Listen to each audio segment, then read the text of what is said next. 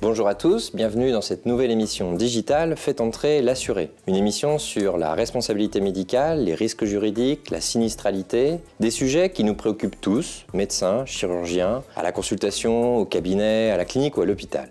Je suis le professeur Mathieu Durand et j'ai la chance d'animer cette émission pour le cabinet Branchet et en partenariat avec le journal WhatsApp Doc.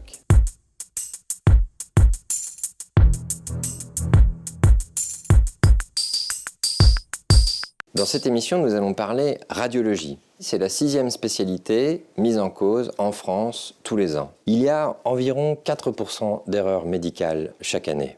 Et l'erreur la plus fréquente porte sur le diagnostic dans 60% des cas. Alors, qui est responsable à une époque où des outils complémentaires d'aide au diagnostic viennent apporter un complément au radiologue? Est-ce le radiologue? Est-ce l'outil? Est-ce la clinique? L'hôpital? C'est justement ce sujet que nous allons traiter ce soir sur le cas que je vais vous présenter. Le cas clinique dont on va parler ce soir est celui d'un patient que peut-être vous avez déjà rencontré à la consultation. Il s'agit d'un patient d'une quarantaine d'années suivi pour masse rénale suspecte avec un contrôle vers son urologue et son radiologue de manière annuelle. Il s'agit de kyste bénin jusqu'ici. Cette année, il s'est orienté vers un nouveau radiologue qui bénéficie d'une nouvelle installation d'une IRM avec un outil d'intelligence artificielle qui permet d'aider à la détection diagnostique des lésions suspectes. L'imagerie a lieu, plusieurs kystes sont identifiés, mais un seul kyste semble véritablement suspect de tumeur maligne. Après relecture consciencieuse, le radiologue décide de conclure qu'il n'existe qu'une lésion suspecte aujourd'hui qui pourrait mériter un traitement. Quelques jours plus tard, ce dossier est discuté en réunion de concertation pluridisciplinaire avec l'ensemble des médecins présents, urologues, radiologues et autres thérapeutes. La décision collégiale est prise de réaliser un traitement ablatif de cette seule lésion suspecte et d'observer une surveillance pour l'ensemble du reste des lésions. Le traitement se passe bien, il n'y a pas de complications, l'efficacité semble pleine et entière. Mais dans la surveillance, quelques années plus tard, on note une progression tumorale de l'ensemble de ce rein et l'ensemble des kystes évolue vers une masse volumineuse de carcinome rénal à cellules claires. Il y avait donc une erreur diagnostique. Cette erreur a été partagée collégialement et a emporté une décision thérapeutique qui n'était peut-être pas la bonne. Qui est responsable? Le radiologue? L'urologue? L'intelligence artificielle? C'est ce cas ce soir que nous allons discuter ensemble dans Faites entrer l'assuré. Mon premier invité ce soir est le docteur Jean-Philippe Masson. Il est radiologue et le président de la Fédération nationale des médecins radiologues. Il exerce à Carcassonne et son témoignage est particulièrement intéressant pour le cas juridique qui nous concerne. J'ai été le rencontrer chez lui, on l'écoute. Les erreurs les plus courantes qu'on observe en radiologie dépendent de quelle radiologie on parle. Si c'est de la radiologie diagnostique, à ce moment-là, ce sont des erreurs d'interprétation en fonction des images qu'on voit. Si c'est de la radiologie interventionnelle, eh bien, ça peut être des erreurs de manipulation, des erreurs d'utilisation d'équipements spécifiques dans le cadre de la radiologie interventionnelle. Les erreurs en radiologie peuvent survenir soit au cours de l'interprétation des examens, ça peut être aussi des erreurs d'identitovigilance, ça arrive quelquefois qu'on se trompe de patient ou que le patient réponde quand on l'appelle alors que c'est pas lui. Et puis sinon, on peut observer aussi ces erreurs en fin de vacation, quand on a une journée très chargée et qu'à ce moment-là, il y a une espèce de ras-le-bol qui apparaît et qu'on est moins attentif. On voit aussi des erreurs qui sont liées à du mauvais matériel. Et je pense notamment à un certain nombre de radiologues qui font de la téléradiologie un véritable métier et qui n'utilisent pas pour faire cette téléradiologie les écrans et les appareils qui sont adaptés et qui sont réglementairement demandés pour faire de la téléradiologie. Les radiologues peuvent éviter ou essayer d'éviter ces erreurs à travers l'utilisation de protocoles d'organisation. C'est ce qu'on a mis en place à la FNMR avec ce qu'on appelle la procédure Labellix qui permet de labelliser les cabinets de radiologie. Il y a effectivement des protocoles qui sont réalisés, notamment les manipulateurs savent comment appeler les patients, vérifient qu'il s'agit bien d'un tel ou d'un tel en leur demandant leur nom, leur prénom, leur date de naissance éventuellement, pour essayer de cibler au maximum. Alors l'IA que d'aucuns appellent intelligence artificielle, mais que moi je préfère appeler intelligence augmentée, est peu répandue en pratique libérale. Il y a peu de logiciels qui fonctionnent, c'est des outils diagnostiques en réalité, qui vont plutôt être des outils qu'on va utiliser pour les détections de fractures en matière osseuse. Il va y avoir des outils qui vont servir dans le scanner pour détecter les polypes intracoliques, pour dépister les nodules pulmonaires. Oui, ça va arriver vraiment. Les outils d'intelligence artificielle qui existent actuellement, ils ont tous un petit défaut, c'est-à-dire qu'ils sont un peu trop pessimistes. C'est-à-dire qu'ils ne peuvent pas se permettre de passer à côté de quelque chose. Donc ils génèrent un peu trop de faux positifs. L'autre risque, c'est que le radiologue se repose totalement sur cet outil. Et ça, ce serait une grossière erreur parce que le radiologue est responsable du compte-rendu qu'il écrit et qu'il signe. Il est évident que si le radiologue se trompe dans son interprétation, ça va induire un mauvais diagnostic. Et donc, il va y avoir effectivement une erreur qui peut déboucher, peut-être pas sur des catastrophes, mais en tout cas sur des problèmes pour le patient. Il a sa pleine responsabilité, le radiologue, c'est sûr, mais souvent, c'est une responsabilité qui est partagée avec les autres médecins qui ont pris en charge le patient. Le cas qui a été choisi, c'est le cas d'un outil d'intelligence artificielle qui servirait à diagnostiquer les tumeurs du rein à cellules claires. Enfin, moi, je serais le radiologue qui utilise ça, je ne ferais pas confiance au logiciel. Je ne ferai pas confiance au logiciel parce que le diagnostic histologique et une tumeur à cellules claires, c'est forcément un diagnostic histologique qui ne peut être affirmé que par une biopsie. La biopsie, c'est du ressort du radiologue. Il le fait sous contrôle scanner, c'est très courant, il n'y a pas de problème. En revanche, faire confiance à 100% à un logiciel d'intelligence artificielle, non. Pour n'importe quoi, que ce soit pour un diagnostic de tumeur à cellules claires ou pour que ce soit un diagnostic de fracture du calcanéum, peu importe. C'est le radiologue qui signe le compte-rendu, donc c'est lui qui est responsable. Je ne connais pas d'outil informatique qui soit fiable à 100%. Ça arrivera peut-être, c'est possible, mais même si ça arrive, et s'il y a une erreur, qui est responsable? Est-ce que c'est le radiologue? Est-ce que c'est le concepteur du logiciel? Est-ce que c'est le manipulateur, par exemple, qui a lancé le logiciel pour faire les calculs? Je ne sais pas. Mais de toute façon, in fine, ce sera forcément le radiologue parce que c'est lui qui signe le compte-rendu. Bienvenue à tous. Je suis très heureux de vous retrouver ce soir pour prolonger ce débat sur ce cas juridique que nous avons déjà présenté. Je suis accompagné de Maître Jonas, professeur Blum, professeur Rouprey, et puis Madame Bouvy. Nous allons discuter ce soir de cette situation de mise en cause, de doute sur la responsabilité juridique de ce cas si particulier, peut-être d'erreur diagnostique. Alors, justement, professeur Blum, les erreurs en radiologie, on a vu que c'était quand même un peu fréquent. Est-ce qu'elles arrivent à différents moments ou c'est toujours au même moment? Alors vous avez raison de le souligner, elles peuvent arriver à tout moment entre le début de l'examen, qui consiste en fait à prendre connaissance de la demande de l'examen, qui n'est peut-être pas complète, l'analyse des données antérieures, qui n'est peut-être pas suffisante, la protocolisation de l'examen, qui n'est peut-être pas adaptée, l'analyse des images, on voit que c'est juste une étape, l'élaboration du compte-rendu et la vérification que les informations importantes atteignent bien le correspondant qui prendra en charge le patient. Et la chaîne d'erreur peut être vraiment sévère, délétère pour la prise en charge du patient si on ne cherche pas à corriger, à vérifier chacune de ces étapes. Dans le cas d'espèce, on a l'impression que l'erreur, en tout cas, se concentre autour du diagnostic. Est-ce qu'il existe différents types d'erreurs diagnostiques? Alors, il y a deux types d'erreurs diagnostiques. Les erreurs de perception, on méconnaît la lésion, et les erreurs d'analyse. En l'occurrence, il s'agit d'une erreur d'analyse puisque les petites lésions ont vraisemblablement été identifiées, mais on ne leur a pas accordé l'importance qu'elles méritaient et par conséquent, la prise en charge a été déficiente.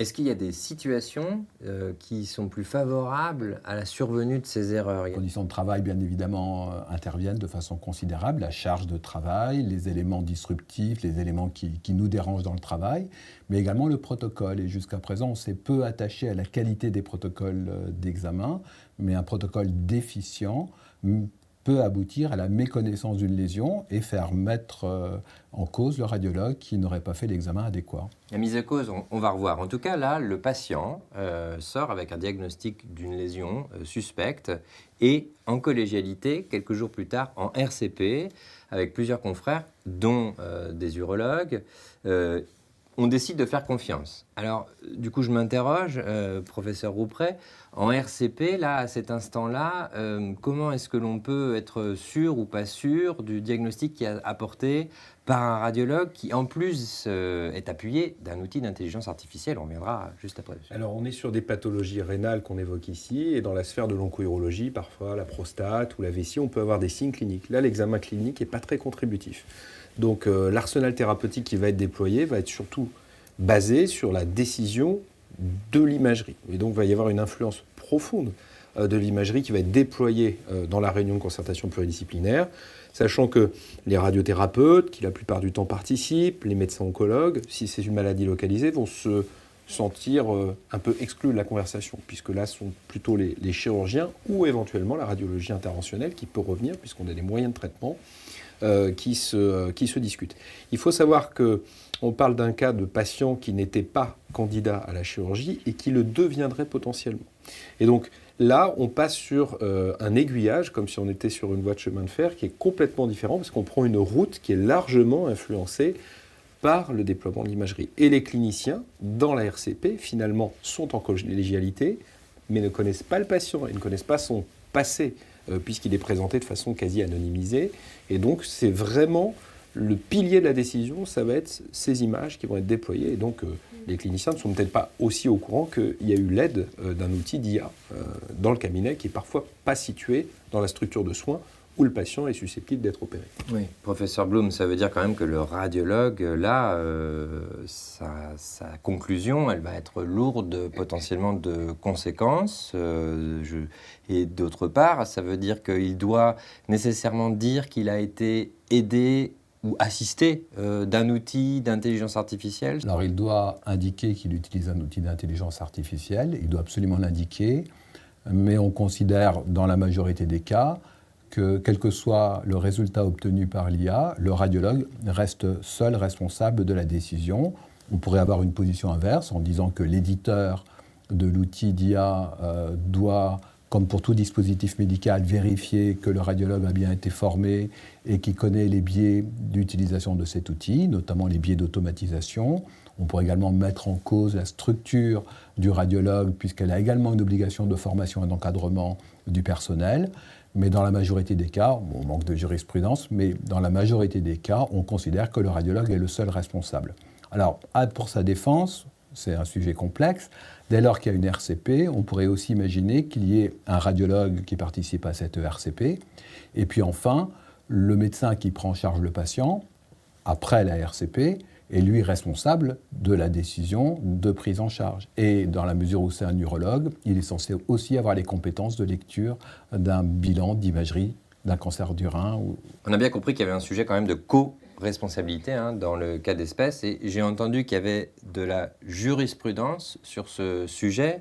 Alors, du coup, Maître Jonas, vous, quel est votre point de vue pour justement faire état de jurisprudence sur ce sujet-là et pour avoir plus d'assurance dans les décisions à prendre? Alors sur l'IA en tant que telle, il y a assez peu de cas de jurisprudence. Les tribunaux n'ont pas encore eu à se prononcer beaucoup sur ces cas. En tout cas, je rejoins complètement l'exposé du professeur Blum sur les acteurs qui peuvent être mis en cause. Potentiellement, on pourrait être sur un diagnostic qui a été dirigé de façon erronée par l'outil d'intelligence artificielle. Dans ce cas, la faute du praticien, si la faute devait être qualifiée, pourrait être écartée si l'IA a conduit de façon évidente à un diagnostic erroné où il n'y avait pas de doute par rapport à ce que disait l'IA. Là, je ne crois pas que ce soit le cas dans notre espèce. Et en fait, on a une jurisprudence qui nous dit qu'un praticien ne doit pas suivre les yeux fermés ce que lui indique l'outil d'intelligence artificielle. sa faute ne sera pas écartée. En ce cas-là, il sera considéré comme responsable si faute il y a eu. Ouais, je vous arrête juste un instant. C'est difficile parce qu'avec l'évolution technologique, on a de plus en plus d'appui d'aide à la décision, d'aide thérapeutique. On a quand même tendance à se laisser peut-être influencer, ou à faire trop confiance à un outil technologique. Et j'ai entendu tout à l'heure qu'il faudrait que l'on sache quel est l'algorithme qui est au cœur de cette IA, mais je ne connais pas, à ma connaissance, de présentation comme il en existe pour les molécules, par exemple, d'un vendeur d'outils d'intelligence artificielle qui viendrait expliquer ce qu'il y a à l'intérieur de la machine. Or, j'ai l'impression que c'est un petit peu ce que vous recommanderiez qu'il soit. Ce n'est pas ce qu'on recommande, c'est ce que la loi prescrit. C'est un article du Code de la santé publique qui dit explicitement que les concepteurs d'un traitement algorithmique, donc c'est vraiment derrière de l'intelligence artificielle, assure l'explicabilité de son fonctionnement pour les utilisateurs. Donc il y a une obligation d'apporter une information claire, notamment sur les données qui sont traitées, pour que le praticien puisse savoir, par exemple, si la cohorte de patients dont les données sont traitées par l'outil d'intelligence artificielle sont par exemple de type caucasien, que votre patient est de type amérindien, alors si le praticien a bien compris les données derrière, il va modérer le résultat de l'IA par rapport à la typologie de son patient.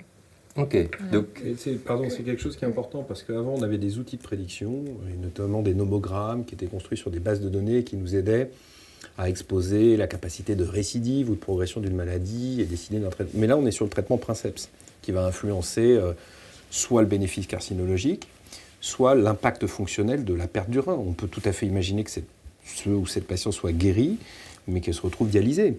Et que donc on puisse être accusé à tort d'avoir fait un traitement trop exhaustif, avec une exérèse massive, et une détérioration de la qualité de vie derrière, alors qu'elle était guérie du cancer. Donc là-dessus, on est dans une triangulation qui est quand même complexe, parce qu'effectivement, un certain nombre d'outils viennent s'insérer dans le parcours de soins, qu'on pourrait considérer être initialement comme des gadgets, et qui viennent s'incorporer, et qui deviennent de plus en plus robustes et sérieux. On voit les imprimantes 3D qui arrivent pour la disposition des tumeurs et des vaisseaux, pour l'acte technique. On voit l'apport majeur du radiologue à la RCP, etc. Donc c'est vrai que sur cette... on va être dans un monde en perpétuelle évolution, et peut-être que le débat qu'on a ce soir sera complètement antédiluvien d'ici quelques mois. Il faudra qu'on le refasse. en tout cas, je vous interroge, parce que est-ce que sur le terrain, vous avez déjà eu des représentants qui proposaient un outil, un dispositif médical, qui vous expliquait précisément, comme une étude clinique, la cohorte avec laquelle avait été fait le test d'IA et la raison du coup pour lequel, avec la probabilité de risque, vous pourriez utiliser cela? Est-ce que c'est déjà arrivé au quotidien? La boîte noire reste une boîte noire, c'est bien évident, mais je pense qu'aujourd'hui les éditeurs d'outils ont l'honnêteté de dire que ce n'est pas du 100%, ni en sensibilité, ni en spécificité, ni en caractérisation, ni dans tous les autres aspects des outils d'IA. Ils présentent clairement les limitations. Ils sont dans l'obligation, comme cela vient d'être dit, de le faire. Donc les éditeurs, oui, mais est-ce que les médecins sont prêts à comprendre même ce vocabulaire peut-être d'algorithmes qui n'étaient pas le leur initialement et que peut-être ils ne pourraient ne pas comprendre? Peut-être les cliniciens purs vont avoir du mal, mais les universitaires sont sensibilisés à ça, puisque pendant des années, on a eu des cohortes d'initiation de l'outil, puis des cohortes dites de validation, des cohortes externes. Et donc, on est tous un petit peu méfiants, parce que la littérature, évidemment, de ce point de vue-là, est prolixe. Encore faut-il, comme vous le soulignez, avoir la curiosité d'aller chercher ces informations. Elles ne sont pas toujours apparentes, comme la tête dans le guidon, comme on l'évoquait tout à l'heure, avec une file active de malade qui est totalement exhaustive. On évoquait que la patiente en question était peut-être allée dans un cabinet extérieur au centre de soins. Donc voilà, cette culture de l'expertise, j'allais dire de la validation scientifique, on ne parle même pas d'expertise médico-légale, tout le monde ne la véhicule pas au quotidien, ou n'a pas le temps surtout de l'incorporer dans sa pratique. Donc il faut, pour un message en tout cas, c'est que ce soit une molécule finalement, ou que ce soit une intelligence artificielle, sa validation scientifique, les principes et les rouages restent les mêmes, et la méfiance repose, et la connaissance de son mécanisme doit être acquise par son utilisateur.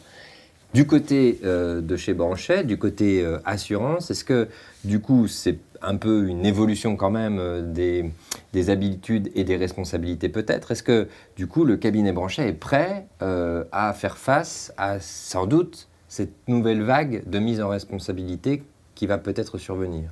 Oui, c'est vrai que pour l'instant c'est assez faible, on a très très peu de mise en cause avec cette problématique, mais comme on sait que c'est le praticien qui va être responsable en cas de mise en cause, évidemment, pour le défendre, on fera tout pour essayer de dire qu'il n'y a pas de perte de chance pour le patient. On va aller sur le terrain du lien de causalité. Voilà, justement, en défense, ouais. quels sont les axes en défense sur lesquels on C'est vrai que s'appuie? là, ce sera vu avec l'avocat et le médecin conseil qui seront présents en expertise, mais je pense qu'il faut aller, s'il y a une faute qui est retenue à l'encontre du radiologue, c'est peut-être d'essayer de dire que ça n'a pas constitué de perte de chance pour le patient, c'est-à-dire qu'il n'y a pas de lien avec le dommage, par exemple, ça peut être un axe de défense, bien qu'une erreur soit reconnue, ou alors essayer de l'exonérer totalement de responsabilité, ou alors essayer de diminuer le taux de perte de chance au maximum, puisque c'est l'expert en fait qui va décider du taux de perte de chance, et après le juge en général suit les rapports d'expertise, bien qu'ils ne soient pas liés, mais si l'expert dit 50% dans le rapport d'expertise, c'est peut-être pendant l'expertise essayer d'obtenir, je ne sais pas, 20%, enfin voilà, pour diminuer après le quantum des préjudices. Donc, il y a tout un travail à adapter. Sur la responsabilité et ensuite sur l'évaluation des préjudices. Entendu. Un commentaire? Non, mais c'est ça, je suis tout à fait. Le premier travail, c'est sur de caractériser la faute. Et ça, c'est la première étape. Et dans notre cas, c'est complexe parce que la faute peut être multisource. Donc, il va falloir aller rechercher. Et donc, la preuve est difficile à apporter. Là, on va dans un régime d'allègement de la preuve pour la victime. C'est un projet de directive qui n'a pas encore été adopté.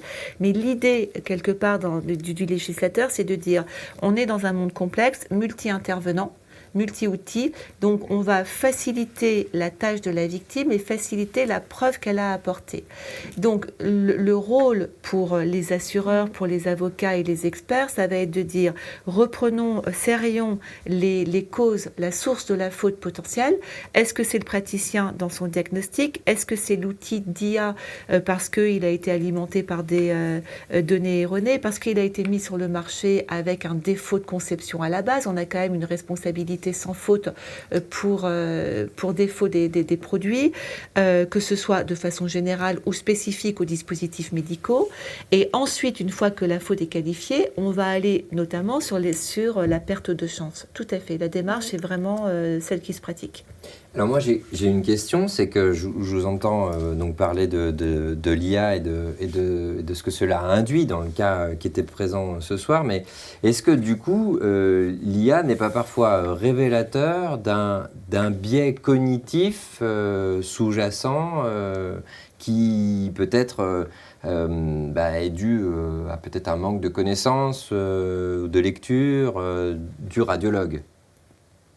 Alors, la question est piège en fait, mais c'est une très bonne question. Si les radiologues adoptent aujourd'hui un outil d'IA, c'est parce qu'ils sont persuadés que ces outils sont fiables, leur feront gagner du temps et qu'elles réduiront le risque d'erreur et que aussi, financièrement, elles sont valides. En fait, il y a toute une chaîne de validation de ces outils d'IA pour qu'ils puissent être adoptés par la profession. Dans la pratique quotidienne, si on adopte cet outil d'IA et qu'on lui fait confiance, le risque, c'est effectivement un biais cognitif, un biais d'automatisation qui fait qu'on lui accorde une confiance anormalement élevée. Et on sait que ce biais existe de façon plus prononcée lorsque la charge de travail devient excessive ou lorsque l'on a affaire à un domaine qu'on ne maîtrise pas bien ou que l'on est un jeune radiologue. Donc c'est un risque potentiel qui doit être connu et dont les éditeurs d'outils doivent nous informer, ils doivent clairement exprimer ce risque-là. Oui. Je suis tout à fait d'accord avec le professeur Blum, surtout qu'il y a quand même un grand principe cardinal qui est le premier qu'on n'a pas rappelé, c'est le principe d'indépendance et que le diagnostic est aujourd'hui toujours celui du praticien. Alors j'en reviens maintenant pour conclure sur votre avis sur ce cas singulier qu'on a présenté. Alors je fais un tour de table. Maître Jonas, quelle est la responsabilité que vous imagineriez dans un tel cas ? Alors c'est difficile et je mets un petit disclosure et ma responsabilité ne sera pas engagée, mais dans votre cas vous avez 2 temporalités, en fait un temps premier et un temps 2. Il y a eu une collégialité dans le temps 1. Là, on voit bien que le diagnostic a été posé et que l'IA était en support et n'a pas été décidée par l'IA, et il ne me semble pas sur le temps 1 qu'une faute puisse être caractérisée à l'égard d'un praticien. Je le vois plutôt comme ça. C'est votre avis. Alors, Madame Bouvy?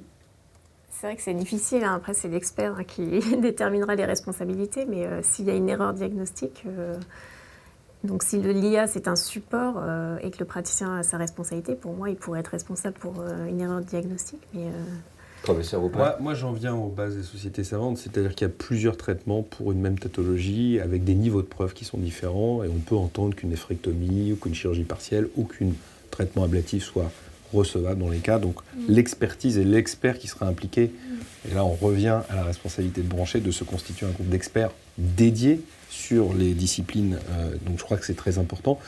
L'autre point derrière, c'est que cet outil de décision n'est qu'un outil, et parfois on utilise plusieurs imageries pour une même pathologie. On peut avoir un scanner et une IRM.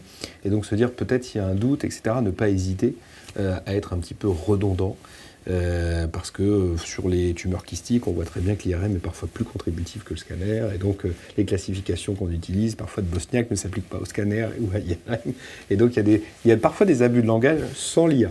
Donc il faut vraiment ne pas hésiter en cas de doute à s'adresser à la RCP de recours. Il faut bien voir aussi la cause pour le patient, enfin la conséquence plutôt, parce que s'il y a une perte de chance... c'est vraiment le plus important pour qu'il y ait une indemnisation. Et puis le patient va influencer la décision. Voilà, ça, si on lui a mis le doute, le patient il vit avec une épée de Damoclès, et à un moment où il a lu son compte-rendu, il va aussi sur Google et il se dit tiens, j'étais en surveillance active, on me dit que ça s'acutise, on m'a dit que ma maladie devenait plus agressive, moi je souhaite potentiellement sortir du protocole de surveillance active. Professeur Blum, un mot et en Moi, je pense qu'en l'occurrence, le radiologue n'a pas grand-chose à craindre parce que, dans ce cas présent, parce que il n'est pas dit que le radiologue seul aurait fait moins bien ou mieux ou différemment en n'utilisant pas l'IA. Peut-être qu'il n'y avait aucun moyen de caractériser ces petites lésions. Deuxièmement, je pense que la RCP, en l'occurrence, aurait recommandé la réalisation d'autres examens, d'une IRM ou en tout cas d'une surveillance régulière. Et donc, au bout du compte, il n'y aurait, je pense, pas eu de perte de chance. Oui, c'est ça. Donc le préjudice serait peut-être limité à une double intervention si on n'avait pas fait les choses dans le bon ordre, mais il n'y aura pas eu de perte de chance en termes de survie. Pas de conséquences majeures pour le Pas de conséquences majeures. Très bien, je vous remercie pour ce débat. Nous allons poursuivre avec un face-à-face avec notre juriste. Perrine Bouvy, vous êtes directrice de la défense et des indemnisations chez Branchet. On a entendu le débat, on a entendu les avis des uns et des autres, on a entendu votre avis. Et in fine, on voit qu'il y a un sujet de co-responsabilité possible. Moi, ce que je me demande, c'est finalement, quand on utilise un outil d'IA, est-ce que cela peut affranchir la responsabilité du radiologue ? Pour moi, la responsabilité est individuelle, donc c'est simplement un support, mais il conserve une responsabilité qui lui est personnelle. Donc pour le radiologue, on sera toujours sur le même principe, la faute, le préjudice et un lien de causalité entre cette faute et le préjudice. Alors, je reviens à notre cas. Il lui arrive cette situation, il est en tout cas intéressé par cette mise en cause, il est inquiet dans son cabinet, il apprend cette information. Qu'est-ce qu'il fait concrètement ? Il vous appelle ? Donc il y a plusieurs types de mise en cause. Donc oui, il nous appelle dans tous les cas, ça c'est sûr. Les juristes, il a un numéro, il vous appelle, il vous avoue. Oui. Enfin, moi ou quelqu'un du service. Okay. Donc une juriste qui est spécialisée en droit médical et qui va suivre le dossier du début à la fin. Donc c'est ce qui est bien, on a un seul interlocuteur. Donc je me mets à la place du médecin, comme tous les autres médecins. Moi je me dis, celui qui va me défendre le mieux, c'est un avocat. C'est pas un avocat que j'ai directement au téléphone ? Non, pas tout de suite. Là, au niveau du service, ce sera la juriste qui donne tous les conseils, parce qu'on est habitué, on gère des mises en cause donc toute l'année. Et si, évidemment, il y a une procédure comme un référé ou une CCI, c'est nous qui missionnons en fait l'avocat, donc un avocat spécialisé, et également un médecin conseil de la spécialité du praticien, donc un radiologue en l'occurrence, et parfois même d'autres praticiens d'une spécialité complémentaire si besoin, pour vraiment avoir la meilleure équipe de défense en expertise. Il y a une procédure, d'accord ? En référé, par exemple. Par exemple, en référé. Ouais. Qu'est-ce qui se passe? Alors, judiciaire, c'est une assignation par l'huissier, donc c'est pas toujours agréable, pour recevoir l'huissier au cabinet, voilà. Donc, qui vous délivre un acte. Donc là, bien sûr, il ne faut surtout pas le mettre dans le tiroir. Il faut le déclarer le plus rapidement possible à l'assureur, évidemment. Et là, on va missionner un avocat, puisqu'il y a une date d'audience, en fait, sur l'acte. Donc, il faut bien déclarer avant la date d'audience. L'avocat, ensuite, rend des conclusions, enfin, dépose des conclusions en référé. On ne s'oppose pas à la mesure d'expertise. Hein, c'est le cas le plus classique. Parfois, il y a des demandes de provision. Donc, voilà. Et ensuite, est-ce que ça veut dire que le radiologue, du coup, on a bien compris qu'il était très entouré, oui. mais du coup, il va quand même avoir du temps à passer pour la gestion de ce cas juridique. Ça veut dire qu'il arrête son exercice? Non, il continue? Non, alors du temps évidemment, parce qu'il y a le dossier à constituer qu'il faut transmettre à notre service médical pour qu'ensuite les pièces puissent être triées par le médecin expert pour envoi à l'expert judiciaire ou CCI. Donc ça, c'est toute l'expertise contradictoire, hein, puisque toutes les parties viennent avec l'avocat, le médecin conseil, et c'est un débat en fait qui se crée autour de cette expertise. Et ce qui est très très important, c'est là que tout se joue. Donc on demande à nos assurés d'être présents à l'expertise, de collaborer à la défense, puisque l'expert va avoir des questions très précises. Donc bien sûr, il y a l'équipe de défense pour l'aider dans les réponses à apporter, mais c'est lui qui était présent et qui doit répondre de ce qui s'est passé. Physiquement, cette expertise, elle a lieu où? Au cabinet de l'expert. D'accord. Elle n'a Donc pas là, lieu on au ne tribunal? Non. Ok. Elle a lieu au cabinet de l'expert. Ben, Ici, dans notre cas, il y avait un outil d'intelligence artificielle. Du coup, c'est peut-être le radiologue qui est mis en cause, mais c'est peut-être aussi, on l'a vu tout à l'heure, le constructeur de l'outil. Alors du coup, chez l'expert, il y a aussi... Oui, s'il est mis en cause, si le patient a décidé de mettre en cause, ou si nous, on peut très bien aussi décider de faire procéder à une mise en cause secondaire, par exemple. Voilà, donc là, toutes les parties viennent avec le patient aussi, avec son avocat, son médecin. Voilà. Et le dénouement de cet instant-là? Alors, le dénouement, c'est en référé, donc il y a en général un pré-rapport d'expertise qui permet aux parties ensuite de pouvoir établir des dires. Donc, ce sont des commentaires en fait aux experts qui sont rédigés par les avocats ou parfois par nos médecins conseils pour essayer de défendre le cas et contester, par exemple, s'il y a une responsabilité retenue pendant l'expertise ou si au pré-rapport on voit qu'il y a une responsabilité susceptible d'être engagée, on peut envoyer des dires à l'expert avant qu'il ne dépose son rapport définitif au greffe du tribunal. Ok. Une fois que le rapport définitif est déposé, la procédure de référé est terminée, donc c'est assez court, hein, ça peut être 1 an et demi, tout dépend des cas, bon, parfois un peu plus. Et ensuite, il y a plusieurs étapes, hein. Soit on a un rapport d'expertise favorable, donc nous on décide évidemment d'en rester là, mais c'est le patient qui lui peut ne pas s'en contenter et il peut assigner au fond. Donc là on part pour une longue procédure de 3 ans où ce sont les avocats en fait qui déposent des conclusions. C'est un échange de conclusions entre avocats et à la fin c'est plaidé par notre avocat, donc qui lui se déplace au tribunal mais pas le praticien. Et ensuite le juge rend sa décision. Ou alors on a le cas de figure d'un rapport d'expertise défavorable et où nos médecins conseils estiment aussi qu'on va avoir du mal à contester la responsabilité. Donc là on se dit qu'il y a une option possible, c'est la transaction à l'amiable. Donc c'est-à-dire qu'on a quand même passé l'étape de l'expertise judiciaire où on défend le dossier.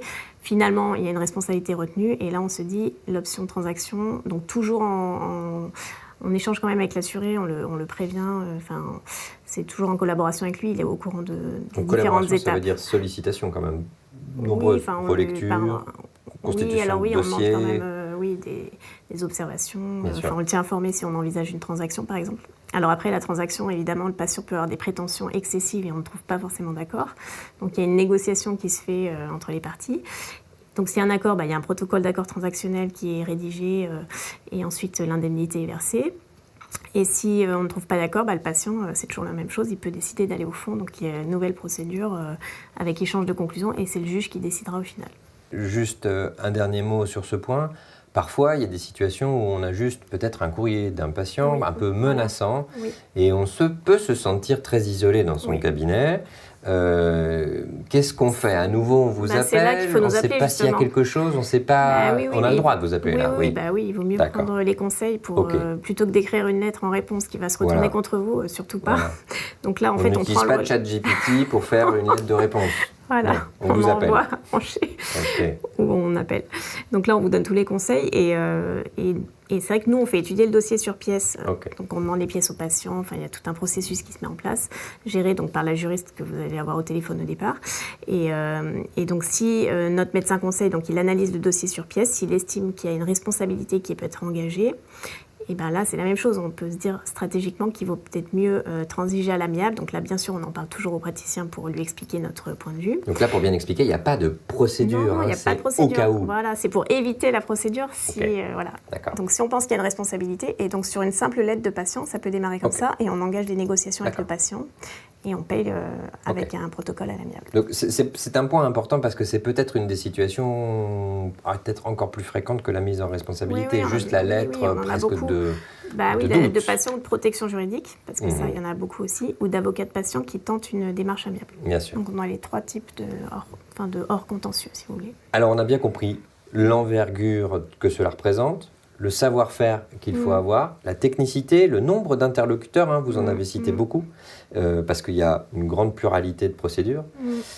Tout ça, ça coûte quand même, toutes ces prises en charge. Alors du coup, quand on est pris en charge, est-ce qu'on se dit « Ouh là là, mon Dieu, tout ça va me coûter très rapidement » ou quand on est ici dans le cabinet, on est pris en charge et indemnisé? Oui, alors nous, les contrats chez Branché, ils sont sans franchise, donc tout est pris en charge par l'assureur en fait. Les frais de défense, les indemnités versées aux patients, aux organismes sociaux, on n'en a pas parlé, mais c'est vrai que quand il y a une responsabilité retenue, on doit également indemniser la CPM par exemple, ou autre organisme du pourcentage de responsabilité retenue. Si par exemple c'est 50% de perte de chance à l'encontre d'un radiologue, eh ben, il faut savoir qu'on doit aussi payer 50% de toute la créance CPM, c'est-à-dire toutes les hospitalisations, s'il y a eu des arrêts de travail, donc les indemnités journalières, s'il y a une incapacité... Donc les montants peuvent être vertigineux rapidement. Oui, s'il y a des tierces personnes, les Bien postes sûr. les plus coûteux, c'est la tierce personne, et tout ce qui est préjudice professionnel quand il y a des rentes invalidités, Donc etc. le message en tout cas, c'est de se dire que quand on est Tout assuré, est pris en charge, voilà. tout est pris en charge. Tout est pris en charge. Les plafonds de garantie donc, sont à 8 millions par sinistre ou 15 millions par an. Donc ça, c'est ce qui est prévu par la loi depuis 2012. Et avec prise en charge par le fonds de garantie au-delà de ces plafonds. Donc il n'y a aucun risque financier pour le Qui a un médecin. reste à charge personnelle. Depuis 2012, ça, il n'y a plus de possibilité de recours contre un praticien. Donc ça veut dire que le fonds de garantie prendra le relais après. Ok. Eh bien écoutez, je vous remercie pour ce face-à-face. Et tout de suite, nous allons retrouver le verdict. Il est important de retenir de cette émission 4 points essentiels. L'intelligence artificielle, la téléradiologie et tous les autres outils qui peuvent être à disposition du radiologue ne l'affranchit pas de ses responsabilités. Il est important pour le radiologue, comme pour les autres spécialités, de connaître toutes les mises en cause pour en réduire le risque et leur gravité. Il est essentiel également d'être bien entouré par des professionnels dont c'est le métier, car en cas de litige, il ne s'agit pas d'essayer de se faire justice soi-même. Et enfin, dans notre cas juridique de ce soir, les événements auraient pu prendre une autre tournure avec moins de difficultés pour les médecins et les radiologues à vivre des situations juridiques compliquées. Merci d'avoir regardé cette émission. Merci à nos experts, à nos professeurs, à nos médecins d'avoir été présents pour débattre de ce sujet compliqué et de nous apprendre un certain nombre de rudiments. Merci au docteur Jean-Philippe Masson, au professeur Alain Blum, au professeur Morgane Roupret, à maître Sylvie Jonas, à madame Perrine Bouvy, et puis à l'ensemble des équipes Branchet, des équipes de réalisation et du média What's Up Doc. Je vous donne rendez-vous pour la prochaine émission en ligne.